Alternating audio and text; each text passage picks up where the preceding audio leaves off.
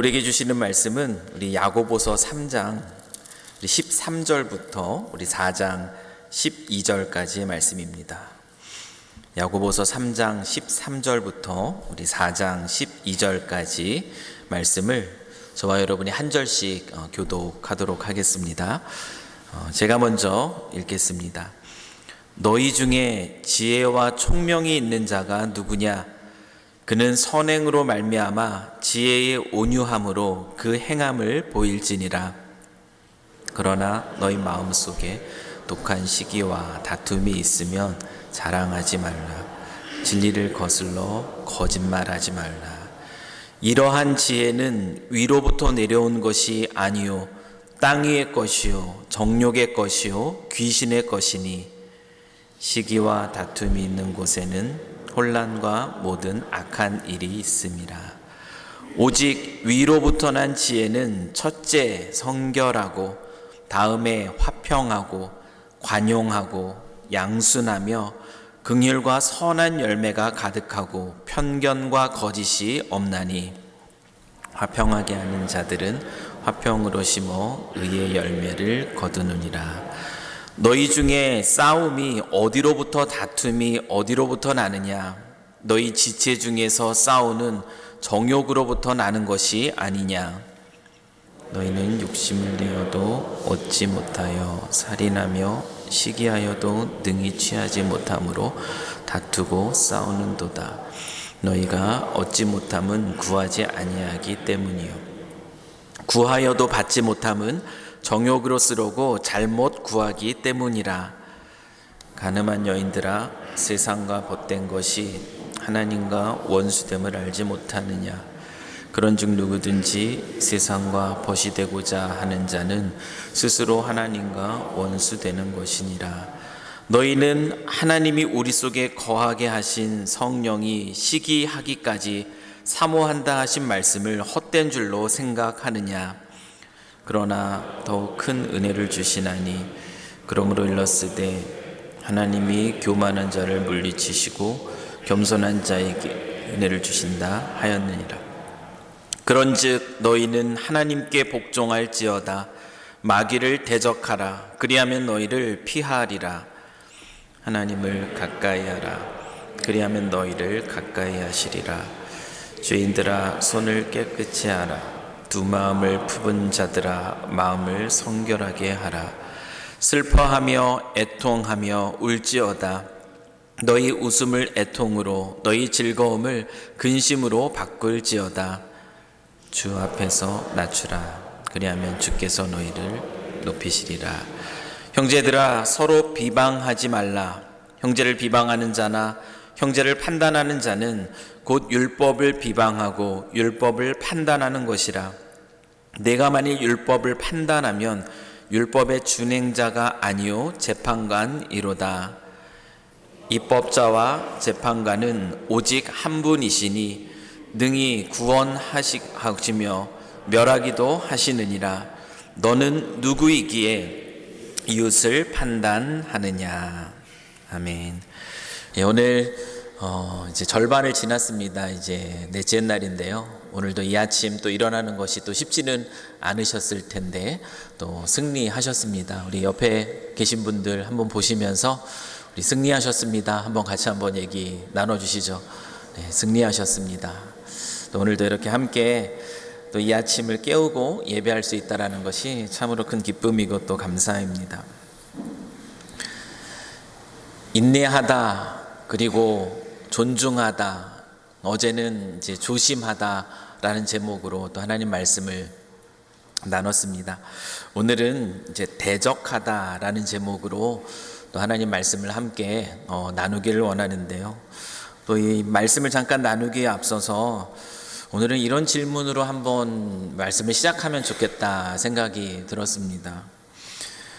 예수 믿고 우리가 지금 살아갑니다. 신앙생활이라는 것을 지금 하고 있는데 여러분들에게 한번 여쭙고 싶어요. 신앙생활 하시는 것이 행복하십니까? 예수 믿고 살아가는 그 인생이 여러분 어떠신지 한번 여쭙고 싶더라고요.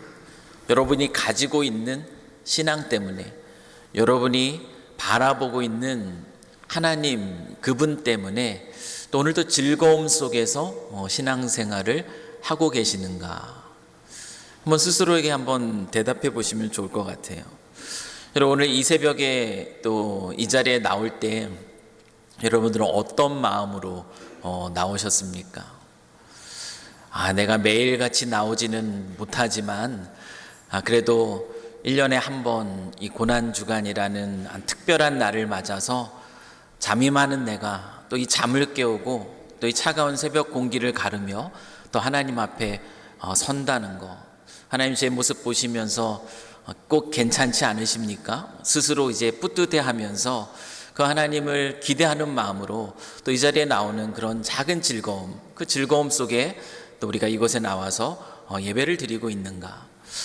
저는 한번 우리 스스로에게 그 질문들을 한번 던져보면 좋겠다 생각이 듭니다. 여러분, 우리가 예수를 믿습니다. 예수를 믿어요. 신앙을 가지고 남들과는 다르게 신앙생활이라는 것을 하는데요, 예수를 믿는다고 하면서도 우리의 신앙의 삶이 만약에 그다지 그렇게 즐겁지가 않다면, 그다지 기쁘지도 않고 신앙생활을 하는 그런 행복도 내 안에 있지 않다면, 여러분, 그것은 우리 안에 뭔가가 잘못되어 있다라는 것을 말해줍니다. 왜냐하면 여러분, 요한복음 10장 10절의 말씀을 잘 아시죠? 예수님이 이 땅에 오신 그 이유가 무엇인가를 말해주고 있는 말씀인데요, 도둑이 오는 것은 도둑질하고 죽이고 멸망시키려는 것뿐이요, 내가 온 것은 양으로 생명을 얻게 하고 더 풍성히 얻게 하려는 것이라. 여러분, 이 말씀을 우리가 잘 압니다. 여러분, 예수님이 이 땅에 오신 이유, 우리를 위해서 십자가를 지신 이유, 우리를 만나주신 그 이유는 뭐라고 얘기하고 있는가 하면은 우리로 하여금 생명을 얻게 하는 것, 그리고 세상이 줄 수 없는 그 생명의 풍성함이 무엇인지를 우리로 맛보게 하기 위한 것, 이것이 예수님이 이 땅에 오신 이유라고 분명하게 말씀하고 있습니다.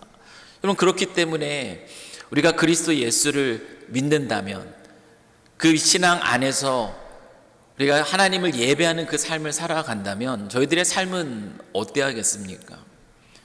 예수님이 요한복음 10장 10절을 통해서 말씀해 주신 것처럼 우리의 신앙의 삶은 즐거워야 됩니다.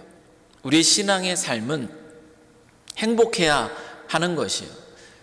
예수님이 그것을 우리에게 약속해 주셨고 주시기를 원하시기 때문에 우리가 그 예수를 믿고 있다면 우리가 그것을 누려야 하는 것이 마땅한 것이죠. 물론 우리를 위해서 고통과 고난 그리고 죽음이 기다리는 십자가의 길을 예수님이 걸으셨다라는 것을 생각해 볼 때에 십자가의 길, 예수를 따르는 길은 쉽지 않은 것이다라고 우리가 생각할 수 있습니다. 사실이에요. 예수님께서 십자가의 길을 걸으시면서 자기를 따르는 이들에게 말씀하시잖아요. 너희가 나를 따라오려거든 자기 십자가를 가지고 나를 따라야 된다. 자기 십자가를 지고 나를 따르지 않는 자는 제자가 될 수 없다라고 예수님이 분명하게 말씀하셨습니다. 예수님이 지신 그 십자가의 무게와 비교할 수 없지만 주님이 우리에게 자기 십자가를 지고 나를 따르라고 말씀하셨다라는 것은 그리스도인으로서 이 땅을 살아가는 것이 때로는 쉽지 않다라는 것을 설명해 주는 말입니다. 그런데 예수님이 십자가의 길을 걸으셨던 그 걸음, 이런 그 걸음이 어떤 걸음이었는가를 다시 한번 생각해 보십시오. 오늘 찬양에서도 우리가 함께 들었지만 우리를 향한 그 사랑이 얼마나 큰지를 우리는 그 십자가를 걸으신 예수님의 모습을 통해서 깨닫습니다.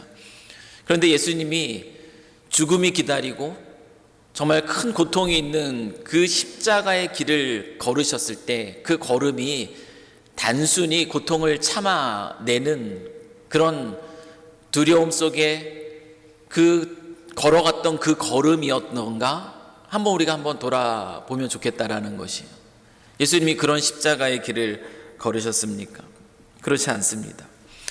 우리가 져야 할 그 십자가가 우리에게서 그 즐거움을 빼앗아 갈 수가 없습니다. 예수님이 걸으셨던 그 십자가의 그 길은, 예수님은 하나님이셨습니다. 완전한 하나님이셨어요. 그런데 예수님은 또한 완전한 인간이셨습니다. 그렇기 때문에 육신으로서 예수님도 그 받으셔야 할 그 고통을 피하고 싶으셨어요. 그래서 겟세마네 동산에서 아버지 하나님께 기도하실 때 할만하시거든 이 잔을 내게서 옮겨 주기를 부탁드립니다. 그렇게 간절하게 기도를 드렸습니다. 쉽지 않은 길이라는 것이에요. 그런데 십자가의 길을 예수님은 단지 두려움만을 가지고 걸어가시지 않으셨다라는 거죠. 여러분, 히브리서 12장 2절 말씀 제가 한번 읽어드렸었는데요, 다시 한번 읽어드리겠습니다. 믿음의 주요 또 온전하게 하시는 이인 예수를 바라보자. 그는 그 앞에 있는 기쁨을 위하여 십자가를 참으사 부끄러움을 개의치 아니하시더니 하나님 보좌 우편에 앉으셨느니라.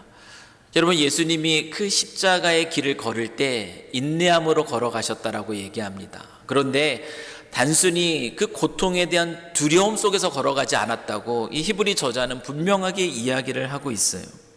예수님은 당신이 지실 그 십자가라는 것, 그것이 얼마나 큰 무게인지를 압니다. 그러나 그것을 통해서 이루실, 그를 믿는 자에게 주시는 그 구원의 열매라는 그 기쁨을 바라보시면서 그 길을 걸으셨다라는 거예요. 십자가를 걸어가는 그 길이 단순한 두려움의 길이 아니라 그 너머에 있는 그 역사를 통해서 나를 믿는 모든 이에게 베풀어 주실 그 놀라운 구원의 열매, 그것을 소망 가운데 바라보면서 그 즐거움 속에서 그 길을 또한 걸으셨다라는 것입니다.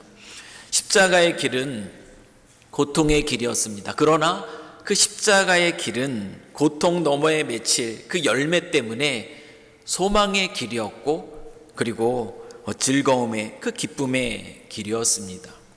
십자가가 신앙의 삶을 살아가는 우리들의 삶에 즐거움을 빼앗을 수 없는 이유가 바로 여기에 있습니다. 마찬가지죠.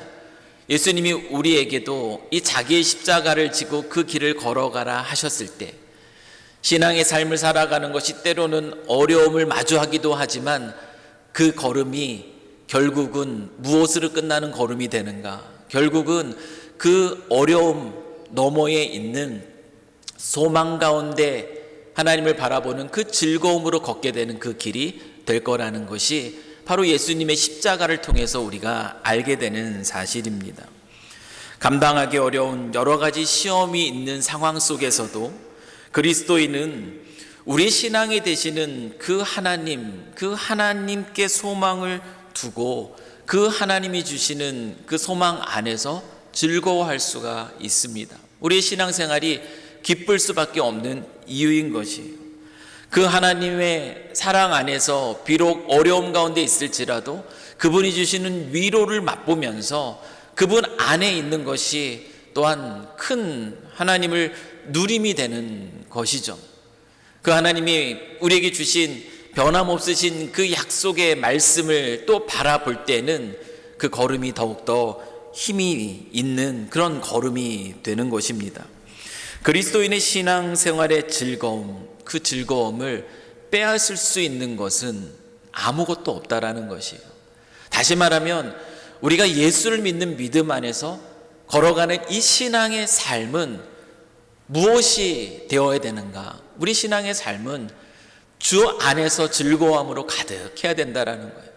그분 안에서 소망함이 가득한 것이고, 그분을 기대함이 가득한 것이고, 그분이 주신 공동체 안에서도 함께 꿈꿀 수 있는 것이고 기대할 수 있는 것이고, 그런 설렘이 가득한 삶이 그리스도인의 삶일 수밖에 없다라는 것이 예수님이 이 땅에 오신 이유에 대한 설명, 예수님이 주신 십자가를 통해서 우리가 보게 되는 아주 중요한 진리입니다. 그런데 그럼에도 불구하고 우리는 왜 신앙생활의 즐거움을 놓쳐버리곤 합니까?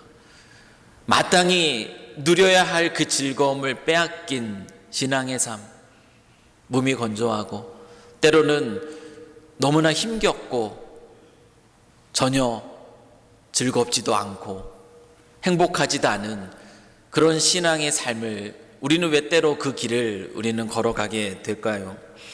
여러분, 그 이유는 그리스도께서 우리에게 주시고자 하시는 그 생명, 그리고 그 안에서 누리게 하시는 그 생명의 풍성함, 그것을 빼앗으려고 하는 악한 마귀의 실체, 그 실체를 우리가 제대로 파악하지 못하고, 그래서 그 악한 마귀를 우리가 신앙 안에서 제대로 대적하지 못하기 때문입니다.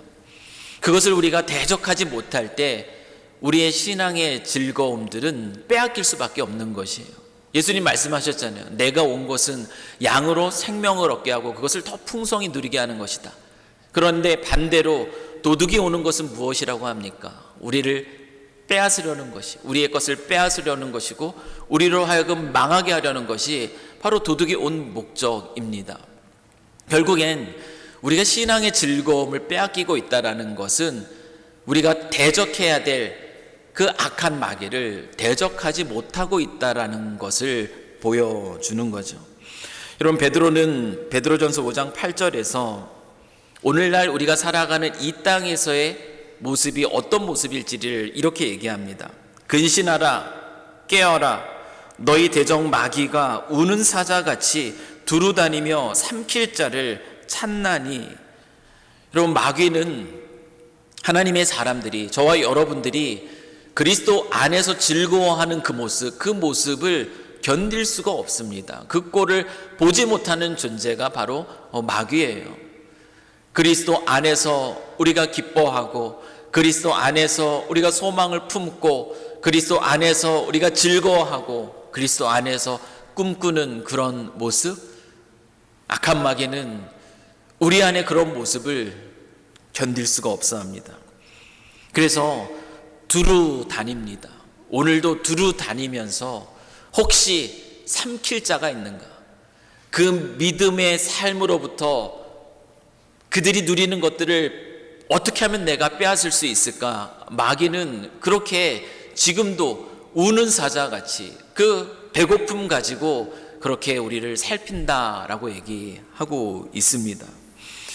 그런데 우리가 알아야 될 것은 무엇이냐면, 이 마귀가 아무리 우는 사자처럼 우리를 삼키려고 그렇게 두루 다닌다 할지라도 우리는 이 마귀의 공격을 넉넉히 이길 수 있는 존재라는 것, 우리는 그것을 먼저 알고 있어야 됩니다. 여러분, 마귀의 공격의 수법은 단순합니다.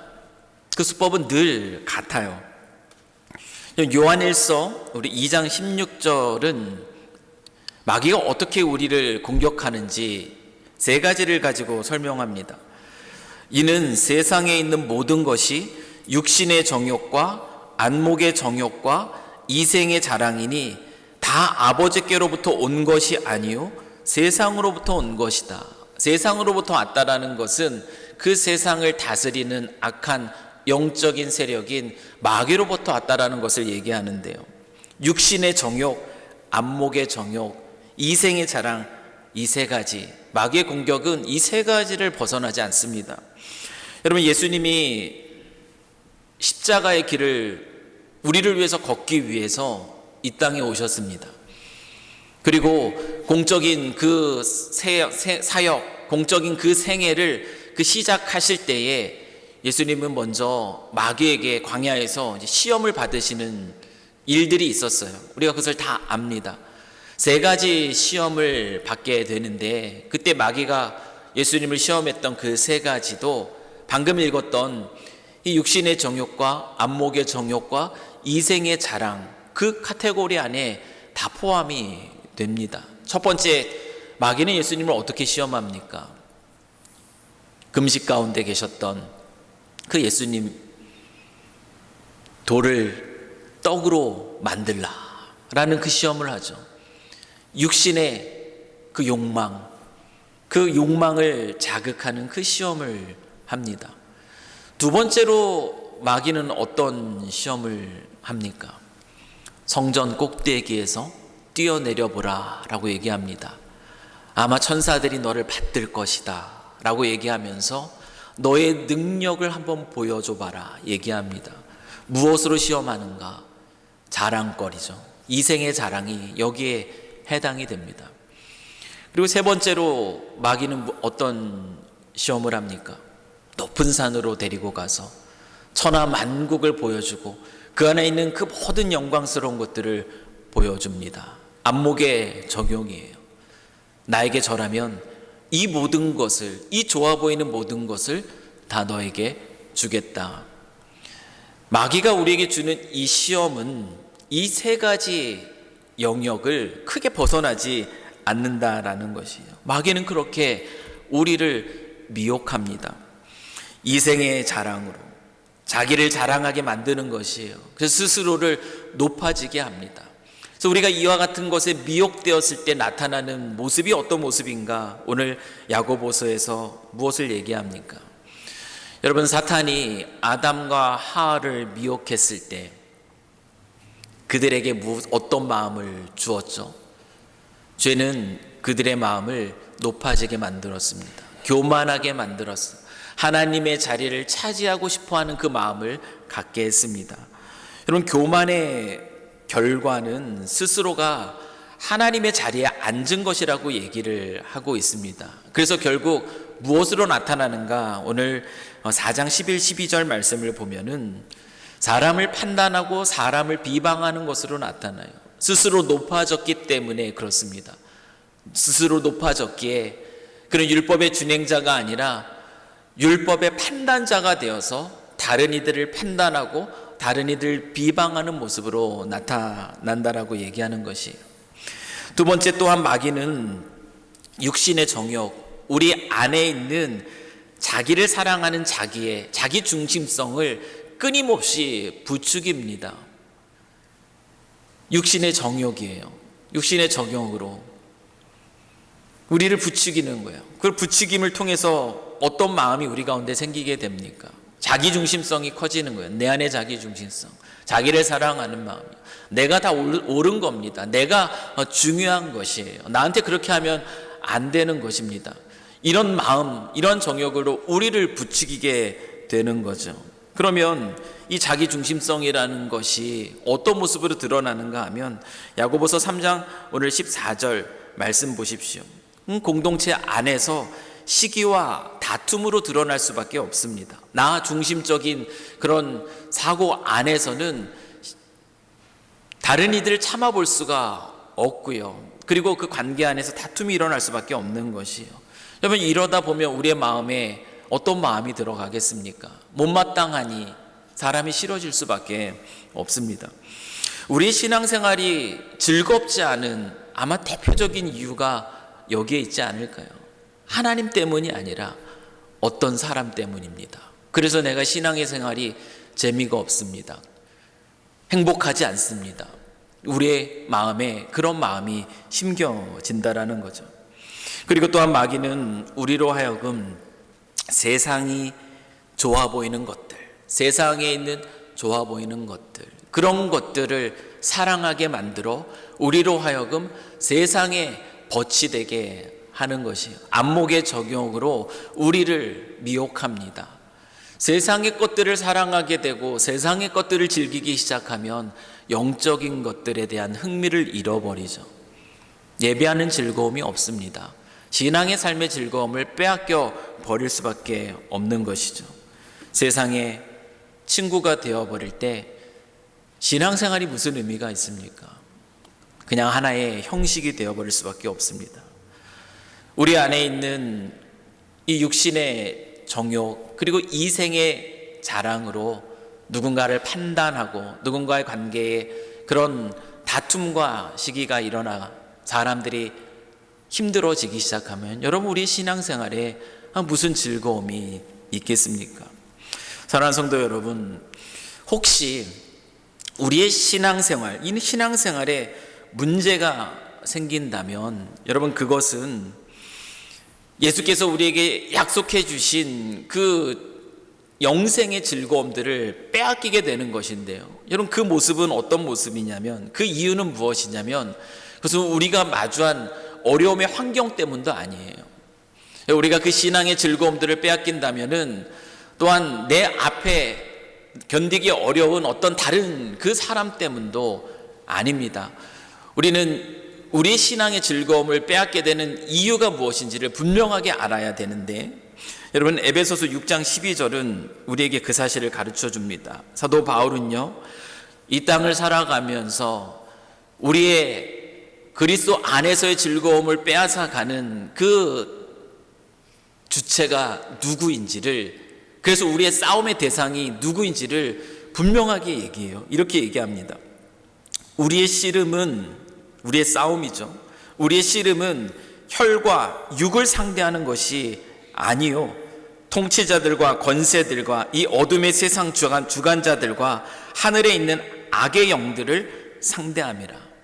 분명하게 얘기하고 있어요.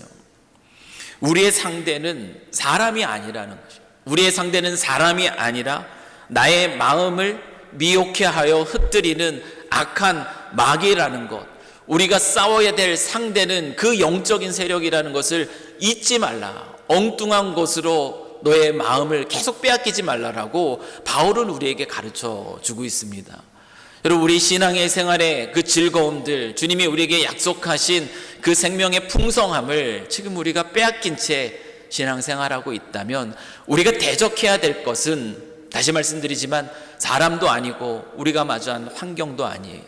그런 것들을 매개로 삼아서 나의 마음을 흐트러 버리는 악한 마귀입니다. 우리가 싸워야 할 대상은 그 영적인 세력이라는 것을 분명히 알아야 되는 것입니다. 그리고 야고보는 얘기합니다. 대적하라. 대적하라고 얘기해요. 어떻게 대적해야 되는가? 여러분, 악한 마귀를 대적하는 거 우리가 감당할 수 있을까? 그 영적인 세력인데 그걸 우리가 이길 수 있을까? 근데 야고보가 우리에게 제시하는 이 악한 마귀를 대적하는 방법은 생각보다 쉽습니다. 생각보다 어렵지가 않아요. 4장 7절 말씀입니다. 우리 야고보서 4장 7절 말씀을 같이 한번 읽으면 좋겠습니다. 자, 시작. 그런즉 너희는 하나님께 복종할지어다. 마귀를 대적하라. 그리하면 너희를 피하리라. 여러분, 마귀를 대적하는 방법, 이것은 무슨 영화나 어떤 장면에서 테마사들이 어떤 영적인 악한 귀신들을 쫓아내는 그런 모습으로 나타나는 것이 아니라 어떻습니까? 대적하는 방법은 하나님께 복종하는 것이다 라고 얘기합니다. 하나님께 복종한다라는 것은 무엇입니까? 그 하나님의 권위 앞에 서는 거예요. 여러분, 하나님의 권위 앞에 선다라는 것은 무엇인가? 이어지는 그 4장 8절의 말씀을 보면은 결국 하나님께 복종한다라는 것은 무엇을 얘기하냐면 하나님께 가까이 나아가는 것이라고 얘기합니다. 여러분, 마귀를 대적하기 위해서 우리에게 어떤 성수가 필요한 것도, 어떤 그 마귀들이 두려워하는 어떤 영적인 능력을 갖는 것도 아니에요. 우리의 권능과 우리의 어떤 신비로움으로 그것들을 이겨낼 수 있는 것이 아니라고 얘기합니다. 오직 마귀를 대적하는 가장 확실한 방법은 하나님께 가까이 하는 것이라고 얘기해요.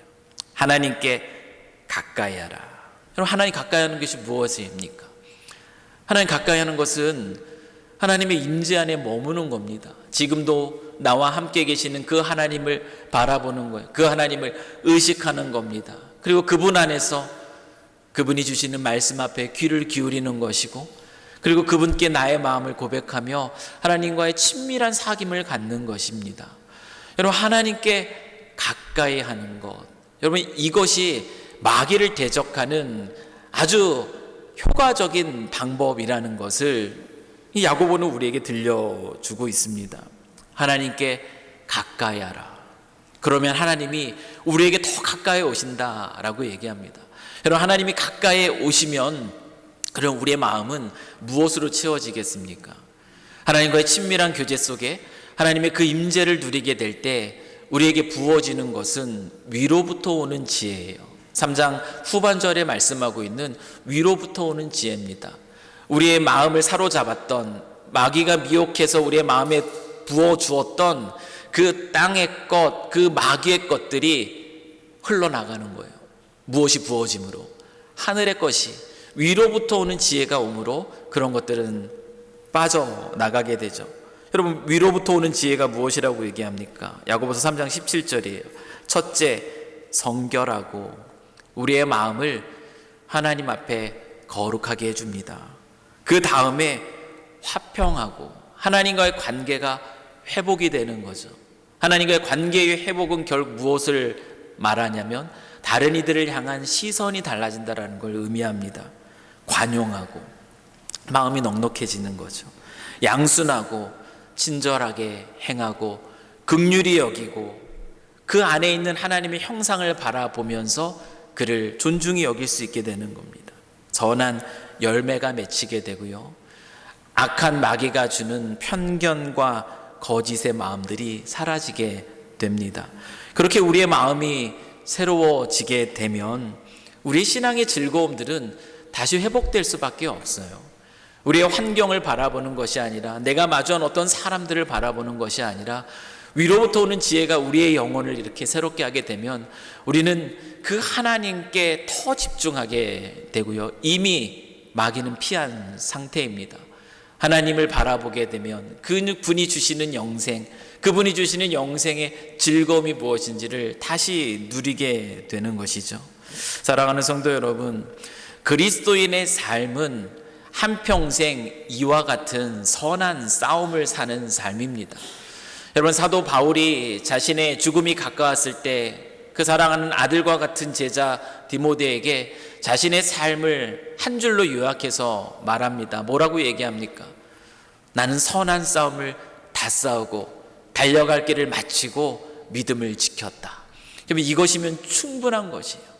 그의 고백 속에 우리의 삶은, 그리스도인의 삶은 세상에 속하지 않았기 때문에 이 영적인 대적인 이 마귀와의 선한 싸움이 계속되는 것이라는 것을 알려주고 있습니다. 그런데 우리가 알아야 될 중요한 사실은 무엇이냐면, 아무리 이 악한 마귀가 우는 사자처럼 우리 주변에서 우리를 삼킬 듯이 우리를 바라본다 할지라도 이 싸움에서 우리는 결코 지지 않는다라는 것이에요. 결코 이 싸움에서 우리는 패할 수가 없습니다. 신앙의 즐거움을 빼앗길 수 없는 존재가 바로 우리라는 것이에요. 왜냐하면 그리스도께서 이미 그 마귀를 멸하셨기 때문에 그래요. 십자가에서 이미 예수님께서 승리하셨습니다. 우리가 마귀를 대적해서 싸울 수 있고 그리고 그 안에서 승리를 맛볼 수 있는 이유는 예수님이 이미 이루어 놓으신 승리 때문이라는 거예요. 그걸 바라보는 겁니다. 그 승리를 의지하고 우리가 마귀를 대적하는 것, 하나님께 가까이 가면 우리는 그 승리를 맛보게 되는 겁니다. 여러분, 신앙생활이라는 것은 이긴 게임을 하는 것과 같아요. 여러분, 운동 경기에서 한 번, 두 번 이기기 시작하면 어떻습니까? 신이 납니다. 재밌어요. 이기는 법을 알면은 그것이 얼마나 신나는지 모릅니다. 여러분, 신앙생활은 이미 이루어 놓으신 그 승리를 가지고 우리가 주님을 바라보면서 이길 수밖에 없는 게임을 하는 것이에요. 이것이 신앙생활입니다. 이기는 게임, 신앙생활이에요. 그럼 신앙생활은 어떤 삶이 되어야 되는가? 여러 가지 어려움 속에서도 우리는 이기는 게임이에요. 여러 가지 시험과 미혹 속에서도 우리는 대적함으로 이기는 게임을 하게 됩니다. 이기는 게임 속에 우리는 즐거워할 수밖에 없는 거예요. 우리 신앙의 삶이 하나님이 주시는 그 기쁨으로 풍성해지지 않을 수밖에, 그럴 수밖에 없는 그런 인생을 살게 됩니다. 하나님께 가까이만 있으면 우리의 신앙은 승리를 맛보는 삶이 됩니다. 혹시 지금 무엇 때문인가? 지금 내가 나의 삶에 있어서 신앙의 즐거움을 빼앗긴 모습으로 그래도 오늘 이 아침 그 이유를 찾기 위해서 이 자리에 나오셨다면 잘하셨습니다. 하나님께 가까이 나오시면 우리 주님은 한 걸음 더 가까이 다가가십니다. 그리고 그 안에 놀라운 위로부터 오는 지혜를 부어주심으로 다시 신앙의 즐거움을 회복시켜 주실 겁니다. 승리하는 신앙생활의 비밀은 바로 여기에 있습니다. 저와 여러분이 앞으로 주님 오시는 그날까지 이 땅에서 신앙의 삶을 살아갈 겁니다. 이 선한 싸움을 싸워 나갈 거예요. 때로는 우리의 연약함 속에서 즐거움을 빼앗길 때도 있을 겁니다. 저 역시 마찬가지였습니다. 우리도 사람을 탓하고 환경을 탓하고 그 즐거움을 빼앗긴 채 무력하게 있을 때가 있는 것이에요. 그러나 그 자리에 오래 머물러 있을 수 없습니다. 왜냐하면 우리는 이기는 법을 알기 때문에 그래요. 이기는 자의 습관은 하나님께 가까이 나아가는 겁니다. 하나님께 더 붙어 있는 것이에요. 그래야 이깁니다. 그래야 신앙의 즐거움을 맛봅니다. 주님이 이 땅에 오셔서 우리에게 약속하신 것을 우리는 누리는 그 즐거움을 살아가는 것이죠. 저와 여러분이 이 시대에 이 믿음을 가지고 함께 이렇게 만나서 신앙생활을 합니다. 저와 여러분이 그런 즐거움 속에서 아름다운 공동체를 이루면서 함께 신앙의 기쁨들을 누렸으면 좋겠어요. 함께 하나님 주시는 소망 가운데 즐거워했으면 좋겠고, 같이 그 하나님을 바라보면서 같이 꿈꿨으면 좋겠고, 때로는 어려움 가운데 있다면, 때로는 아픔 가운데 있다면 또 저희들이 또 함께 한 마음으로 서로를 한 하나님을 의지하며 또 위로와 힘을 나누면서 그렇게 이곳에서의 그런 삶을 즐겁게 누리면서 살아갈 수 있기를 소망합니다. 십자가를 걸어가는 길, 그 길은 마귀를 대적하며 그리고 믿음의 승리를 맛보며 나아가는 길입니다. 오늘 이 하루도 삶의 자리에서 승리하시고 잃었던 신앙의 즐거움들을 다시 맛보시는 그 은혜 가운데 보내시는 그런 귀하고 복된 한 날 되시길 주님의 이름으로 간절히 축원합니다. 우리 같이 한번 기도했으면 좋겠습니다. 또 이